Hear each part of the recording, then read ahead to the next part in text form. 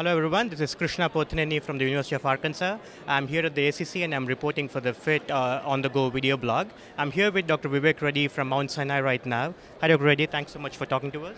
Oh, thanks for having me. Could you give us a gist of your recent talk that you had at the Heart Rhythm Disorder meeting? So we just had a very nice session on different, let's say, arrhythmia therapies and basically case examples. And my particular talk was on left atrial appendage closure. As you know, the Watchman device has been approved for stroke prevention in the United States just about 2 years ago. So now we, both us as well as the U.S. experience is relatively robust. So we talked a little bit about the different kinds of patients that may benefit from appendage closure. Some of the technical issues related to this, some of the medical issues related, what kind of patients, previous bleeding, not bleeding, patients that have bled on NOACs, for example. So we talked about several different, and we also talked about the possibility that, in some patients, after a surgical ligation, the appendage is not completely closed.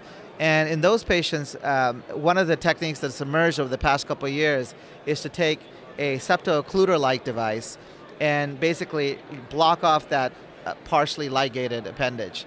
And it seems to be important because patients in whom that appendage is not fully ligated, that is partially ligated, may have a paradoxically even higher risk of subsequent stroke. And the other major session that we just saw was about leadless pacing.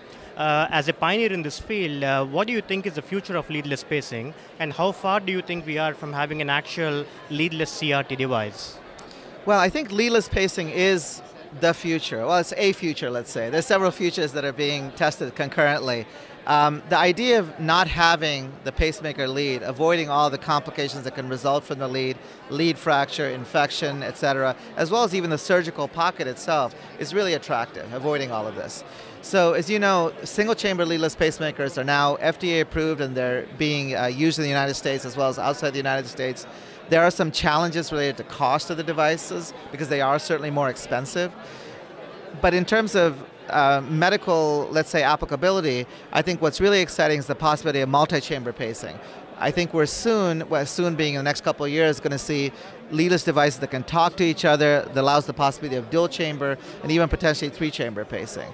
But specifically with regards to CRT, the other approach that has been tested, in European studies and is likely to start a US clinical trial relatively soon, is the concept of putting in a leadless pacing receiver directly in the endocardium of the left ventricle, and then using an ultrasound type transducer that's implanted in the wall, deliver an ultrasound pulse, hits the LV receiver, and then paces the left ventricle. So this is an approach that we've used in patients who have failed CRT, either because of inadequate venous access and CS lead access, or because of patients who just have not responded to CRT. And in those patients, this idea of an endocardial pacing does seem to be very effective.